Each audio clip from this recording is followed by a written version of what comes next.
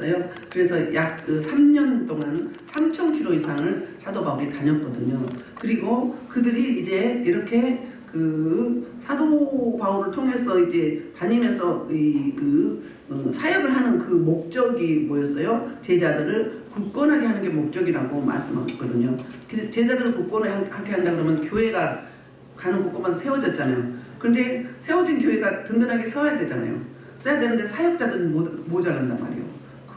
그 지역의 사람들은 짧은 기간에 복음을 받아들이고 유대인이 받아들인다 할지라도 이제 그 복음으로는 예수 그리스도의 사역은 잘 몰랐던 거거든요. 그러니까 짧은 거죠. 그래서 이제 에베소에서 잠깐 들렸었는데 들리는 길에 그들이 설교를 듣고 더 오래 머물러 달라고 했지만 오순절을 절기를 지키기 위해서 이제 그냥 두고 기도하면서 하나님이 보내시면 다시 오겠다 하고 왔어요. 오늘 그 1절부터 7절 오늘 본문은 사도 바울이 에베소에서 세례를 베풀고 말씀을 증거하는 내용이 나오거든요. 그러니까 2차 방문이 된 거예요. 에베소에서. 그래서 제대로 사역이 이루어지는데 이 말씀 중에 1절은 바로 무슨 이야기를 하고 있냐면 사도 바울과 아볼로의 그 행적을 지금 이야기하고 있어요.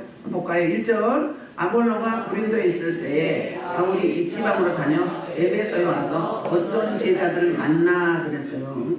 그러니까 사도 바울이 이제 그 고린도에 있을 때 아볼로 고린도에 있었거든요. 그러니까 아볼로가 사도 바울이 오순절 절기를 지키러 간 뒤에 바로 누가 왔어요? 아볼로가 에베소에 왔었어요. 에베소에 와서 복음을 전하는데 그는 굉장히 알렉산드리아인으로서 철학에 능통하고 또 수사학을 배웠고 말을 잘해요. 성경에 능통한 자예요. 그런 자가 설교를 하는데 뭐까지만 하는 거예요? 요한은 세례만 이야기하는 거예요. 그러니까 예수님의 십자가 부활을 이야기 안 하는 거예요. 메시아가 오셨다까지만 하는 거예요. 왜? 왜 그랬냐면 신명기에 보면 십자가에 달린 자마다 뭐라고 했어요? 저주를 받는다고 그랬어요. 그러니까 그 유대인들은 저주 받은 자가 메시아일 수 없다는 거예요. 두 번째는 메시아가 태어난 것이 베들레헴이어야 되는데 갈릴리에서 자랐단 말이에요. 그래서 하는 행위는 보면 메시아 같은데 근데 세밀하게 조사해 보니까 아니야. 헷갈려. 그런데 이제 오순절 마가에 가라고 성령 강림 이후에 이제 수많은 제자들이 주께로 돌아왔잖아요. 돌아오면서 복음은 받아들였는데 뭐는 안 받아들인 거예요? 십자가에 못 박혀 죽으신 거 부활을 안 받아들인 거예요. 누가 죽였습니까? 자기네가 죽였습니까? 그래서 히브리서에서도 그 대제사장에서 안 믿거든요. 예수님이 참 대제사장이다. 진정한 새 언약의 제사장이다를 안 믿는 거예요. 왜? 자기네가 죽였기 때문에. 죽인 자를 메시아로 받아들일 수 없고 지금까지 기다리고 있거든요. 그런 놀라운 역사가 있었어요. 그래서 이제 누가 알려줬어요? 평신도 사역자인 브루스길라 아글라가 성령 세례에 대해서 알려줬어요. 성령 세례에 대해서. 성령 세례 요엘서 2장에 보면 2장 17절 19절에 보면 이렇게 말씀해요. 요엘서 말씀을 사도행전 2장에서 이제 인용해 오잖아요. 17절부터 2장 17절 19절에서 말세에 내가 내 영을 모든 육체에게 부어주리니 너희 자녀들은 애언할 것이요 너희 젊은이들은 환상을 보고 너희 늙은이들은 꿈을 꾸리라. 그리고 이제 그때 내가 내 영을 내 남종과 여종에게 부어주어서 그들이 애언할 것이요 또 내가 위로는 하늘로부터 기사를 아래로는 땅에서 징조를 베풀리니 그게 뭔가 피와 불과 연기라고. 그러니까 심판의 말씀을 종말의 때에 이렇게 말씀하는데 그 심판의 때를 이겨내려면 뭐가 필요한 거예요? 성령의 사역이 필요한 거죠. 성령의 이끌림을 받아야 되는 거죠. 여러분 5년 전하고 지금하고 범죄 양상이 다르잖아요. 응?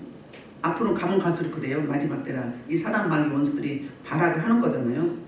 그래서 오늘 이렇게 사도 바울이 이제 고린도의 아볼로로 갔고 이제 에베소에서 고린도로 간 거예요. 서로 이제 교차하는 거죠. 갔고 그리고 그때 사도 바울은 어디로 갔어요? 3차 전도여행을 윗지방으로 갔어요. 에베소에서 윗지방. 그러면은 갈라디아나 어디에요? 부르기아 이쪽을 거쳐서 온 거예요. 에베소는 그러니까 고린도는 남그리스도, 에베소는 아가야 지방이거든요. 그래서 남쪽이에요.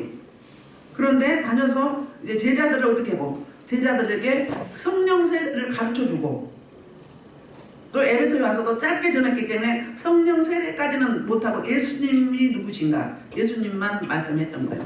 자, 우리 구약에는 뭐죠? 섞이지 말라요 주제가. 신약은 뭐예요? 그러니까 누가 왕인가 본데요. 누가 왕. 근데 신약에는 두 가지로 분류할 수 있어요. 예수님은 누구신가? 그게 마태복음 1장부터 16장까지예요. 그 이후에 때 나는 누구라고 하느냐, 너희는 나를 누구라고 하느냐 했을 때 고백을 했잖아요. 저는 그래서 살아계신 예수님, 살아계신 하나님의 아들이십니다 했잖아요. 그리고 네 고백 위에 교회를 세우리라. 그 이후부터 행적은 뭐냐면 그 어떻게 죽을 것인가예요. 예수님이 누구셨는가 했으면 그러면 누구신데 그분이 어떤 사역을 통해서 어떻게 하실 것인가, 어떻게 결론을 맺을 것인가. 그러니까 죽으심에 대해서 계속 말씀하시잖아요. 그때부터. 그게 뭐예요? 어떻게 죽을 것인가, 어떤 사역을 하실 것인가, 이 말씀이에요. 그러니까 기사와 이적과 표적, 병을 고치고 죽은 자를 살리고 또 말씀도 전파하고 전도도 하시고 3대 사역이 있잖아요. 그건 뭐예요? 나가 누구다? 나는 진정한 왕이다. 내가 메시아다. 내가 그리스도다. 이 말인 거고요. 이제 이어서 예수님을 구주로 받아들인 이들이 이제 어떻게 살 것인가. 제가 무엇을 하오리까? 사도 바울이 그렇게 물었잖아요. 주여 니시니까 먼저 물었고요. 다메섹 도상에서 사도행전 9장에서. 두 번째로 묻는 게 제가 어찌 하오리까 했어요. 우리가 예수님을 구주로 영접했다면 제가 무엇을 해야 되겠습니까? 어떻게 하면 좋겠습니까? 이걸 물어야 된다는 거죠. 그래서 오늘 사도 바울이 이제 갔는데 에베소에 드디어 도착을 한 거예요. 와서 보니까 갈라디아나 부르기아로 거쳐서 왔는데 드디어 어떤 제자들을 만났어요. 성경의 제자는 마더테스예요. 본문에 보면 그는 성경에서 말하는 제자는 예수님 제자밖에 없어요. 그런데 성경에서 그 제자할 때는 붙은 게 있어요. 접속사가 영어로 더 정관사 그 제자. 그 제자가 누구 제자? 예수님의 제자. 그러니까 오늘은 어떤 제자? 어떤 제자. 어떤 제자는 어떤 제자예요? 아볼로의 제자인지 바울의 제자인지 또 이제 그 게바의 제자인지 모르는 거예요. 불분명한 거예요. 제자인데 이 제자라는 이야기는 뭐예요? 예수님의 제자 그러면 예수님께 마음을 빼앗긴 자예요. 예수님께 홀딱 반한 자, 예수님께 심취된 자. 그래서 세례 요한의 제자인 안드레와 요한이 어땠어요?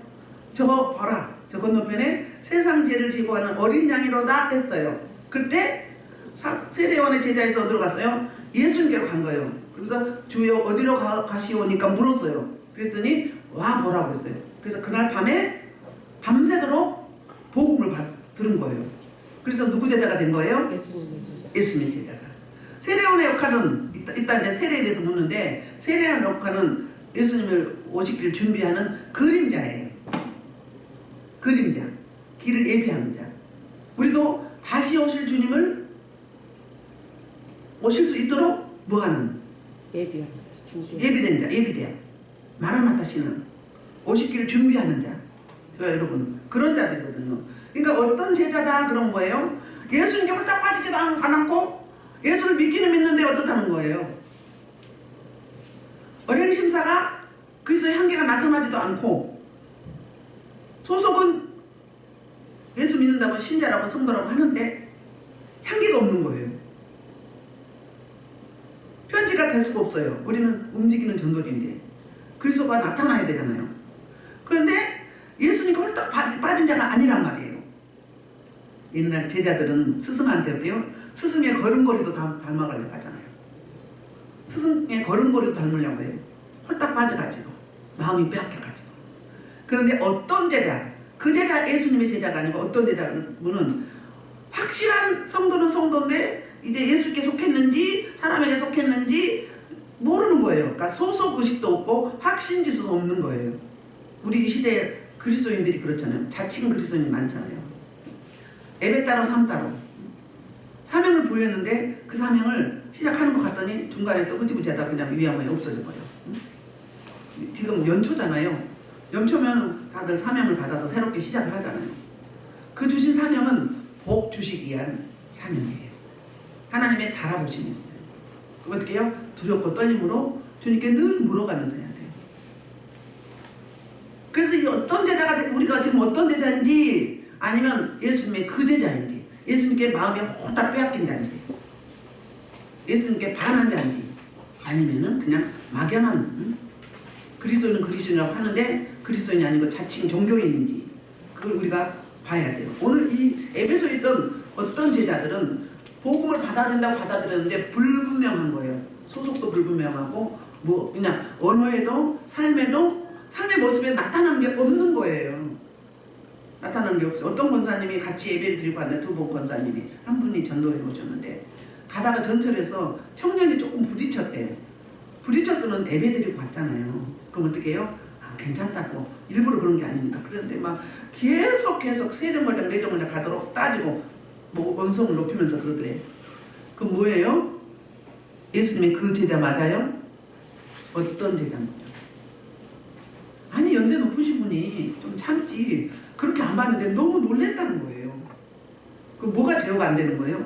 내 감정 조절이 안 되는 거잖아요. 혈기가 많다는 거잖아요. 상태가 많다는 거죠. 아직 안 다듬어진 거잖아요. 그러니까 그리스도 향기가 안 나는 거죠. 그게 바로 어떤 제자라는 거예요. 모든 성경의 제자는 예수님의 제자.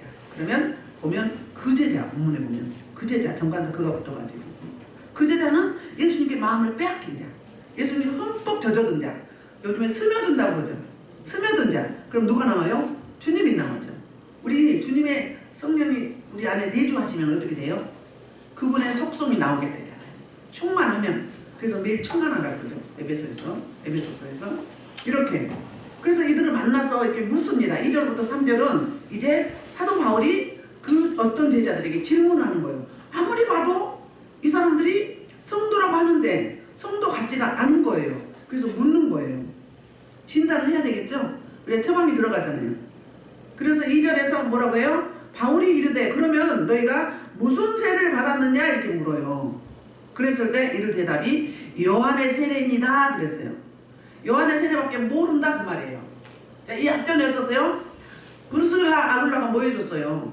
성령의 세례에 대해서 알려줬어요. 아볼로에게 알려줬는데 자신이 그 체험을 안 하면 그게 어때요?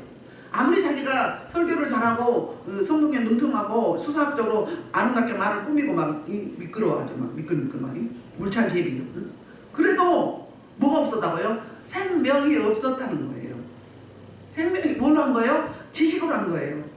지식신앙이란 말이에요. 우리가 그냥 습관적으로 프로그램 안에서 성경 찬양 한 두세 곡 아니면 한 곡 하고 예배 들어가요. 그리고 딱 제 시간에 끝나. 그 성령님 어디 계셔? 성령님 어디 계시냐고. 이 은혜의 시대인데 성령의 이끌림 받는 기도가 뭐예요? 예배가 영적 예배예요. 영과 진리로 예배하는 자들을 찾아주신다고. 두세 사람이 내 이름으로 모인 것에 나도 그들과 함께 한다고. 이 말이 무슨 말이에요? 성령의 이끌림 받는 성령의 지배와 통치와 주권 아래 드려지는 그 예배. 그러니까 이 땅의 예배와 하늘 보좌의 예배가 함께 하늘문이 열어져서 딱 맞닥뜨려서 동시다발로 드려진 예배. 이 예배가 어떤 예배? 영적 예배, 합당한 예배. 로마서 12장 말로 하면 하나님이 선하시고 기뻐하시고 온전하신 그 영적 예배, 합당한 예배, 그 기뻐받는 예배, 그 예배를 들 때 영적인 예배죠. 그럼 어때요? 기쁨이 임하고 그리고 그 말씀이 한 주간 살아가면서 울림이 있어. 울림이 있죠. 그리고 어때요? 사랑스럽고 예쁘고 얼굴이 제가 16번 벗겨진다고 그랬죠. 한 주간 동안 그 세속에 묻었던 때들이 다 벗겨져요. 영적으로 열려요. 아멘. 그러니까 얼굴이 어때요? 주님의 향기가 나오는 거죠. 못생겼어도 밝잖아요. 웃잖아요. 이게 움직임 전도지지. 그리고 어때요? 언어가 어때요? 순화가 되죠. 살리는 언어, 생명의 언어, 영적인 언어, 창조적인 언어, 천국의 언어 사용하게 되잖아요. 지랄하고 자빠졌네, 미쳤어, 죽었어, 살겠어 하잖아요. 그럼 누구요? 뭐요? 요한의 세례란 뭐예요? 요한의 세례는 회개의 세례예요. 그런데 누가 해요? 내 의지하고 관계 있나요, 없나요? 내 의지와 내 결단이에요. 내 응답이라고요. 내가 받고자 하면 받는 거예요. 어느 기간 되면.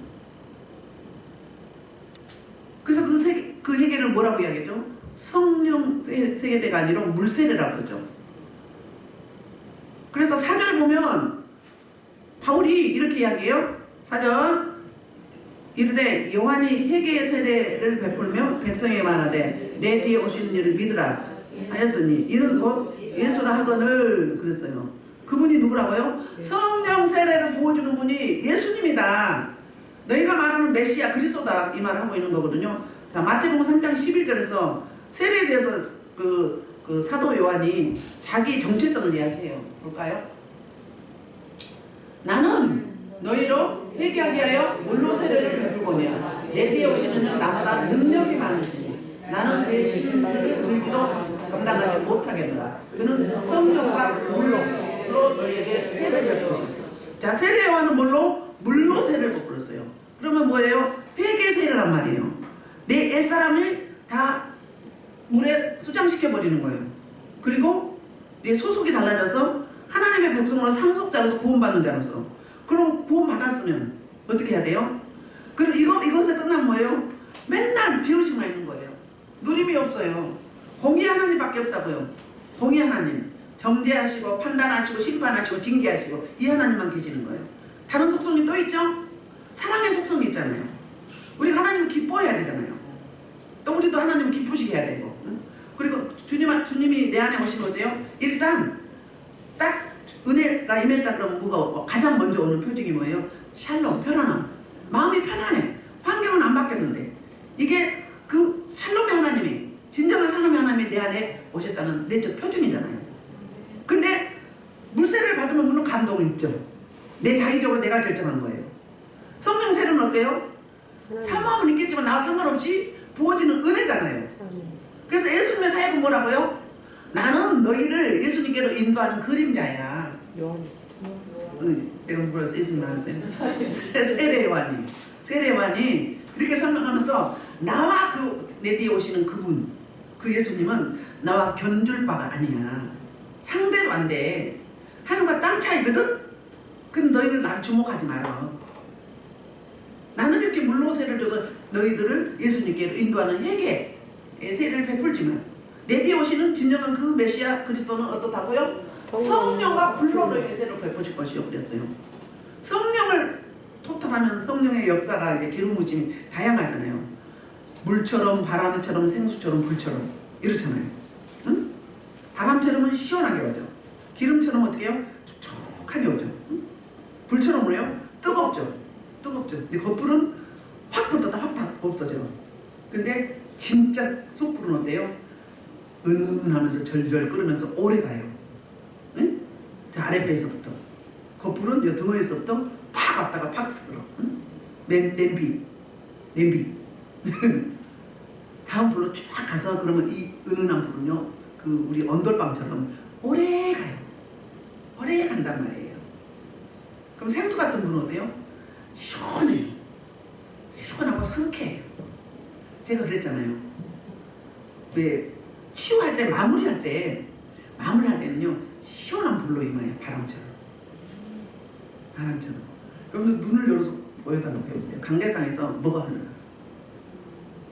그러니까 물이나 불이나 바람이나 기름이나 똑같은 거예요. 똑같은 성령인데 그 형태, 질이 다를 뿐이죠. 불세는 주로 심판을 의미하잖아요. 심판을 의미해요. 마지막 때. 그래서 불이 심판이에요. 아까 사도행전 2장 19절에서 이야기하잖아요. 아래로 땅에서는 징조를 베푸는데 그 피와 불과 연기라. 예수 그리스도 보혈로 구원 받았는데 그 후반 인생들 뭐예요? 불로 심판할 것이다. 내가 너에게 뭘 주러 왔노래? 불을 주러 왔다 그랬어요. 뭐 하나요? 심판의 권을 준 거예요.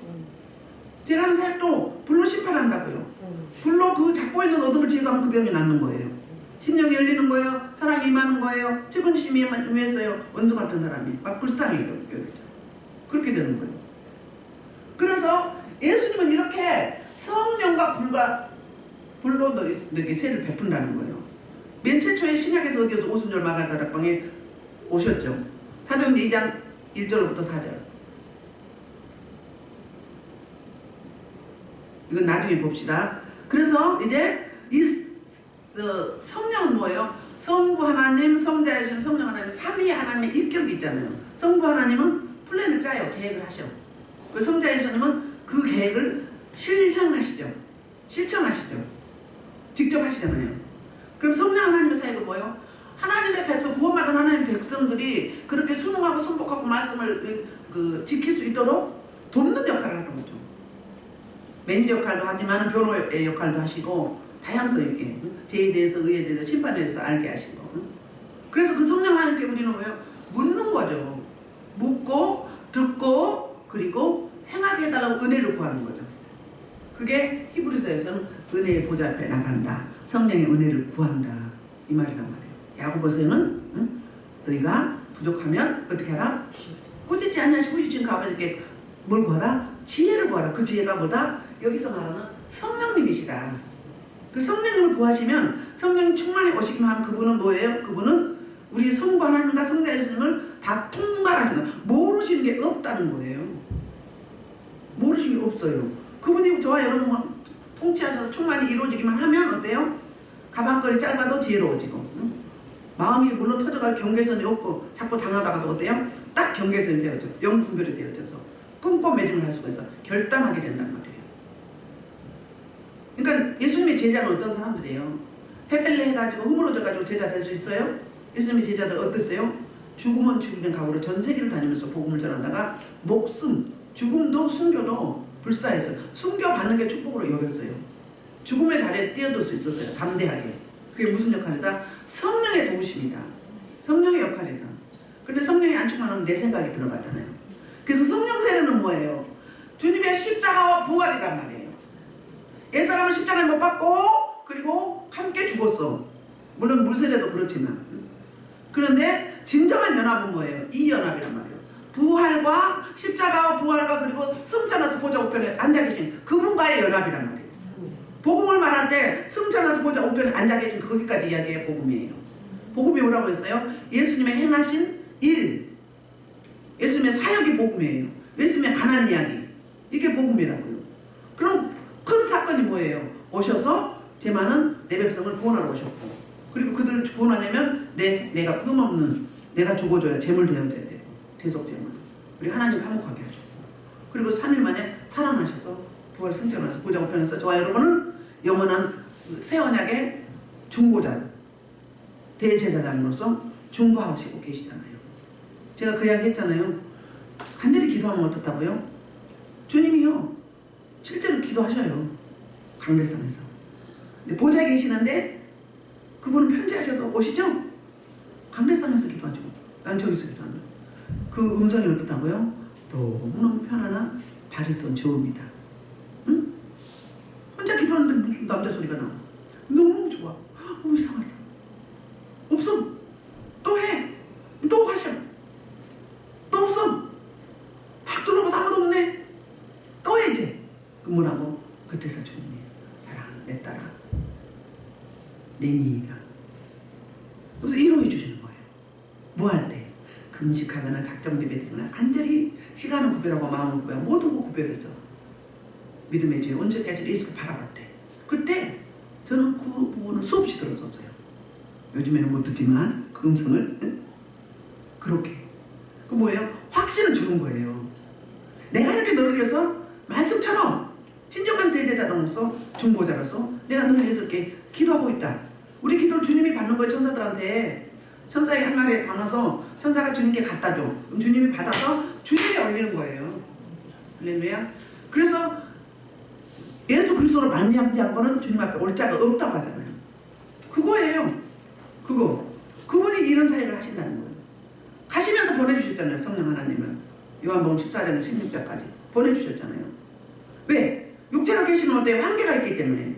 영으로 보내주셔서 전 세계 각 심령에 파고들고, 그래서 내 안에 내주하시고, 그리고 일주하신 성령 이렇게 예배할 때, 해진 예배 가운데 더 강력하게 임하시죠.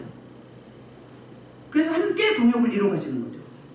우리가 기도 안 해도 어때요? 말할 수 없는 탄식으로 기도하시죠. 로마서 8장에 보면 그렇게, 그런 하나님, 그 성령을 이제 이렇게 이야기하고 있어요. 그들이 듣고 예수의 이름으로 세례를 받으니 6절 바울이 그들에게 안수하매, 그냥 성령을 주기 위해서 안수한 거예요. 자, 고넬료에게 왜 하필이면 베드로를 초청하라고 했을까? 베드로 초청하라고 제가 설교했었죠. 왜요? 최초 이방인이 이제 율법을 믿었어요. 해당은 안 갔지만 믿었어. 종교생활을 했어요. 그래서 기도했어요. 기도 시간에 하루에 3번씩 기도하니까 하나님이 영을 열어서 환상도 보고 응답도 듣고 음성도 들려주시고 그랬어요. 그러면 구원받느냐 맞잖아요. 그 능력 있잖아요. 그건 겉불이라고 했죠. 그건 겉불이에요. 그건 지식이에요. 육이라고요. 그 다음 단계로 가져야 돼. 그런데 이제 복음을 받아들여야 돼. 하나님 사랑하니까 이방인의 백부장을 선별하셔서 사도 베드로를 부른 거예요. 요바에는. 왜 하필? 생명 얻는 말씀이 누가 있었어요?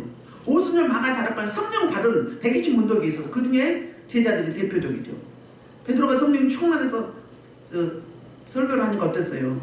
십자가 못 박혀 돌아가실 때는 죽을까봐 도망갔다가 이러지도 못하고 저러지도 못하고 그 집안에 있어서 바라보고 있었잖아요. 그랬던 그가 뭐예요? 죽음의 자리로 나가는 거예요. 전 세계에 모이는 곳에 성령 받으니까 못 견뎌. 불 받으면 못 견뎌요, 여러분. 임재가 인하면 못 견뎌. 어떻게 가만히 있어? 어떻게 입 다물고 있어? 응? 그는 아직 어리석은 어린아이인 거지. 그러니까 부끄러워서 또 거부당할까봐 못하는 거지. 뭐 이것저것 안 갈아져요. 내 속에서 막 불이 막 임해서 막 열불 나는데 어떻게 막 뛰쳐나가야지. 나쁜 의미가 아니라 긍정적인 힘으로. 이 뜨거운 일 이거 뭐 알려주고 싶어서 견딜 수가 없는 거죠. 그렇잖아요. 뛰어나고 설교하는 하루에 어때요? 남자만 3,000명, 5,000명이 구원받잖아요. 이게 무슨 역사다? 성령의 세례를 받은 자다. 생명 얻는 자가, 생명 얻는 말씀이 있는 자가, 생명을 살릴 수 있는 예수 생명이 일단 있는 그 자가, 그 소유자가. 그래서 어때요? 성경 그 미문에 앉아있는 안진백이 나면서 40년대 구걸하는 자. 어때요? 나에게 있는 생명을 주잖아요. 입으로 선포하고 나에게 있는 생명으로 이 손끝으로 입 앞에서 해주잖아요. 그러니까 발가락만 힘줘서 일어나는 거죠. 생명 있는 자가 생명을 살리는 거죠. 생명이 있어야 넘쳐야 주지. 안 넘치고 밑바닥에서 찌각찌각하면 어떻게 그러니까 짜증내고 그러니까 해딱배딱하고 하루에 뭐 일일비하고 하죠. 다 붙잡아봐봐. 그런 게 어딨어. 단순 명령이죠. 단순 명령이죠. 일단 밀고 나가. 응? 근데 레벨이 안 맞으면 어때? 답답하지. 그러니까 기도하는 여러분들이 저한테 애롭다고 혼자 있다고 그러잖아요. 뭐가 애로운데? 이성적으로 애로워서? 뭐 애로운 시간이나 있나? 응? 뭔 있어? 안 맞으니까 아무리 이야기해도 못 알아먹어. 못 알아먹으니까 어때요? 어우 막 힘든 거지. 그래서 애롭다고요. 영적으로 막 애롭다고 이성적으로 애로운 줄 알아. 막 자기네끼리 기도 응답하고. 응? 그러면 좀 기도해 좀. 기도해요. 왜 목사님 저렇게 애로운지, 왜 저렇게 혼자 있는지. 응? 안달시키지 마세요. 왜 안달시키냐고요. 노력만 기도로 해서 무조건 즉흥적으로 무슨 이야기하면 진짜 목회자는 내 그 약물이를 사랑하면 어때요? 칭찬의 말도 위로의 말도 권면의 말도 하지만 책망의 말도 해줘야 돼요. 책망의 말을 해줘야 돼요. 교회 3대 표식이 그거잖아요. 뭐요? 말씀 선포권과 성례권과 치리권이 있단 말이에요. 치리권이 있어요. 고린도 교회처럼 불순종하고 자꾸 분란을 일으키고 돼요. 제명시킬 수도 있다고요. 책망의 말이 더 된 말이에요. 세상 말도 그렇잖아요. 입에 쓴 말이 약이 된다. 좋은 말이에요. 그게 이 모습 이대로 가봐요. 어디요? 계속 나를 통해서 다른 사람들이 상처받잖아요. 은혜를 못 끼치잖아요. 그거 어떻게 해야 돼? 깎아내고 날 죽이고 나를 쳐서 복종하고 응? 그래서 말씀 앞에 무릎 꿇어야 되는 거죠. 그래 어때요? 비로소 드디어 마침내 그 제자가 된 거죠. 비로소 마침내 예수께 마음을 빼앗기냐고 그래요. 진정한 제자인 거죠. 제자 신앙에 가야 되죠. 친구 신앙에 가야 되죠. 하나님과 나와 예수님과 나 사이에 비밀이 없어야 되는 거잖아요. 믿음의 선진들이 그랬잖아요. 이렇게. 그래서 이렇게 세례를 베풀었더니 뭐 더 했어요? 그 저기가 뭐예요? 바로 그 반응이 드디어 마침내 방언도 하고 애원도 했어요. 자, 사도행전 2장 1절부터 4절 볼게요. 방언도 하고 애원을 했어요.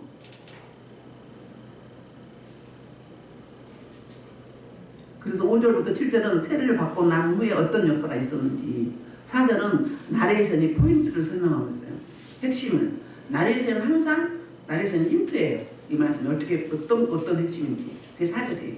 자, 볼게요. 자, 오순절날 이름에 그들이 다 같이 한 곳에 모였더니 호련히 하늘로부터 흑하고 강한 바람이 쳐들어서 그들이 앉은 집에 가득하며 마치 구름처럼 갈라지는 것들이 그들에게 보여 각 사람이 하나씩 임하여 있더니 그들이 다 성령의 충만을 받고 성령이 말하게 하심을 따라 다른 언어들로 말하기 시작합니다. 베드로가 임하던 때 성령의 말씀 듣는 모든 사람에게 내려오시니 베드로와 함께 할례 받은 신자들이 이방인에게 그래도 성령 부어주심을 논란이 이는 방언을 말하며 하나님의 말씀을 들으며 먼저 번에 사도행전 2장은 오순절 성령의 다락방에서 성령이 우리 안에 오셔서 임재하심으로 말미암아서 창세기 11장에 바벨탑 때문에 언어가 흩어졌잖아요.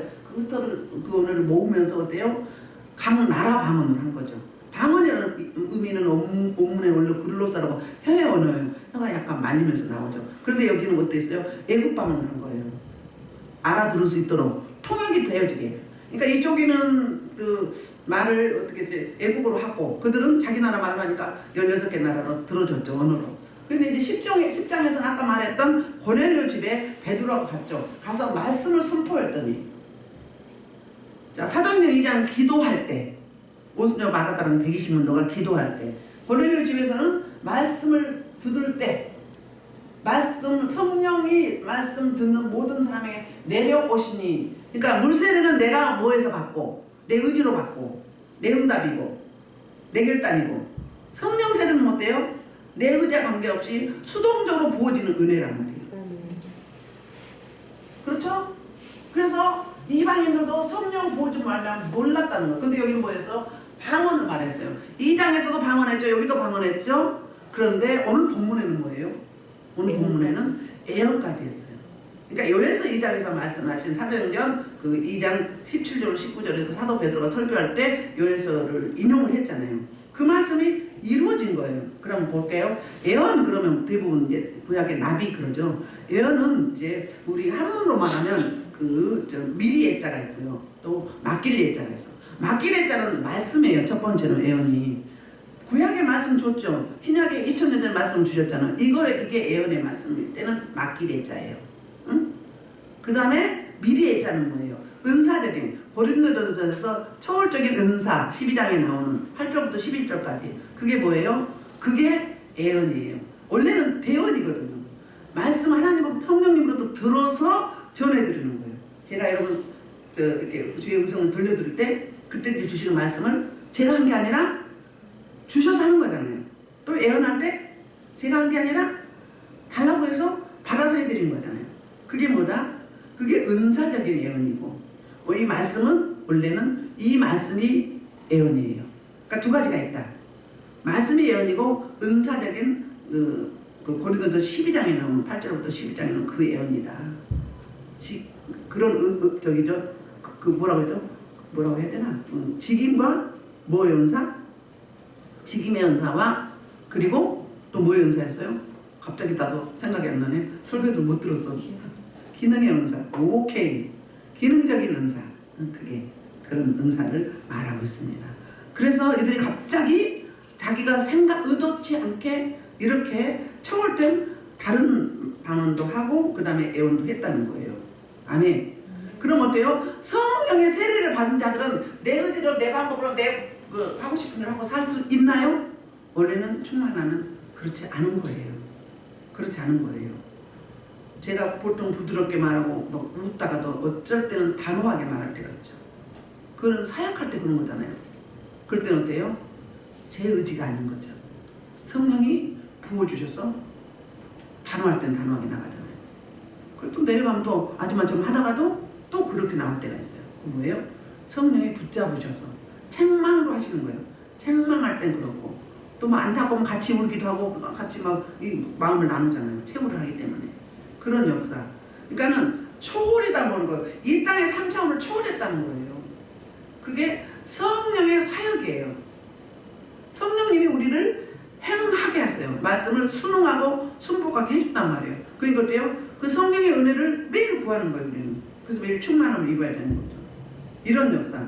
그러니까는 요한의 세례, 그 세례는 예수님을 믿으면서 뭐예요? 그동안의 나의 모든 죄악을 청산해야 되잖아요.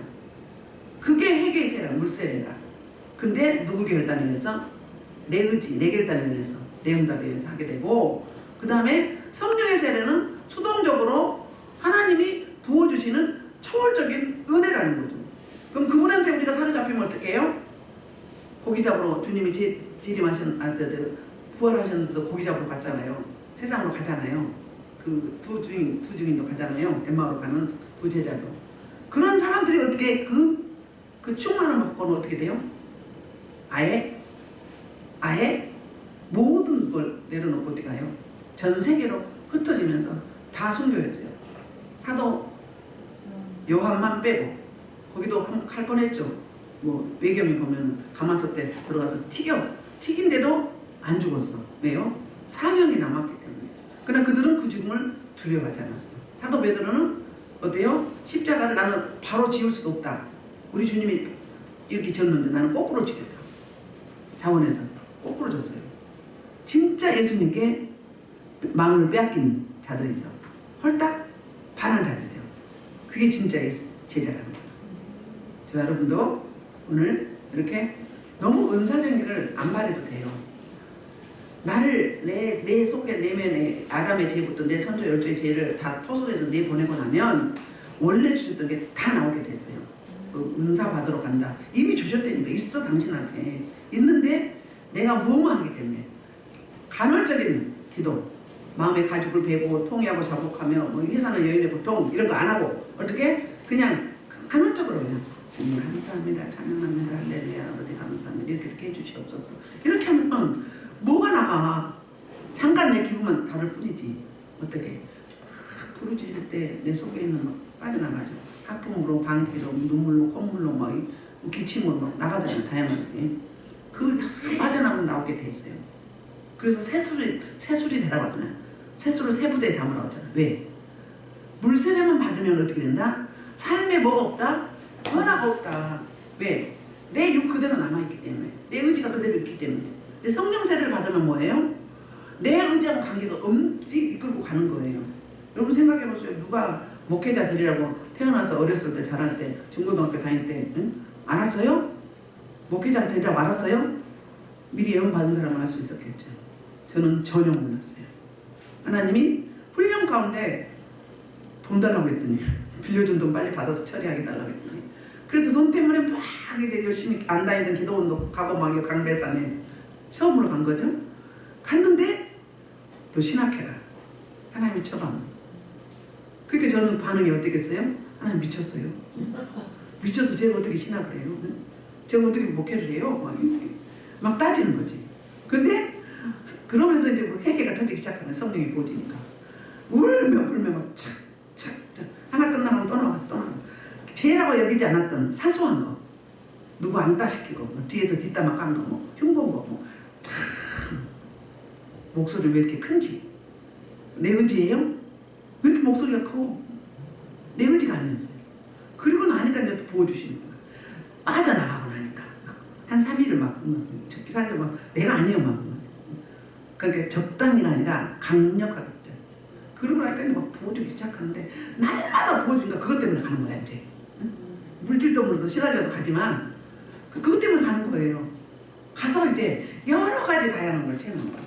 그리고 저도 금식을 어마하게 했어요. 금식을 많이 했어요. 그러니까 가장 많이 제가 처리되는 게 금식이거든요. 그 금식도 내 의지로 못해요. 여러분 하나님 도우심 없이 21일 뭐 할 수 있어요? 못하죠. 성령이 도우심을 하게 돼요. 여기 오기 전까지 한 달에 미국을 또 그건 장기 금식은 아니지만 3일 했었어요. 여기 와서도 두 번인가 했을까 아마. 그들은 너 이제 그만해라 그러더라고. 근데 보식을 잘못 들으니까 그때는 몰랐죠. 건강했는데 나중에 우리 남편이 쓰러지고 이제 잠 못 자니까 그때 막 설사를 막 6개월 막 하더라고. 그때 약한 부분이 드러나더라고. 그러고 나니까 그러니까 빠져나가고 나니까 어떻게 되는 거예요? 원치 않아도 그냥 주권적으로 부어지는 거예요. 은혜가 부어지면서 다양한 경험을 하는 거예요. 그때 경험한 거리 자원을 삼아서 성령님이 여러분의 상태와 형태와 필요에 따라서 말씀하게 하시니까 이렇게 나가는 거예요. 이렇게. 그래서 그것이 자원이더라고요. 그리고 살아온 배경 이런 것들. 그러니까 자기 삶으로 목회한다고 했잖아요. 맞아요. 여러분들 다를지언정 다 있습니다. 그래서 하나님 부으시는 성령의 사람이라면 예수님께 마음을 빼앗긴 자라면 예수님의 참 제자라면 어떻게 해야 된다? 삶의 향기가 있어야 돼요. 주님의 편지가 돼야 돼요. 그래서 흔적도 있어야 돼요. 강하고 담대함으로 세상에 감당치 못하게 되는 그런 능력에 대한. 그럼 뭐예요? 성령이 부어지니까 어떻게 돼요? 역사가 나타나는 거잖아요. 그게 기능적인 은사를 통해서 하나님 주신 달란트를 통해서 하게 되잖아요. 그럼 역사가 나타나게 돼 있어요. 열매가 있게 돼 있어요. 그리고 변화의 삶을 살게 돼 있어요. 여지까지 신앙생활 했는데 별로 변화가 없었다 그런 거예요. 지식적인 신앙이었다. 이걸 아직 버리지 못했다. 내 자아가 아직 살아있다. 내가 나에게 주신 그 십자가 못 졌다. 십자가의 그 체험을 하시고 죽었다가 살아나는 영적인 그 부활의 능력을 경험하시고 성령이 이끌고 가시면 그거 다 경험하게 돼 있어요. 영적으로. 사도 바울도 영적으로 경험했잖아요. 그렇게 할 수 있어요. 그래서 주님 닮길 원합니다. 주님 닮길 원하면 이것만 기도해봐요. 성령의 충만의 통치를 주권을 원합니다. 이것만 기도해봐요. 그럼 그 안에 다 있어요. 성경이 그 신약이 계속 그런 스토리로 나가잖아요.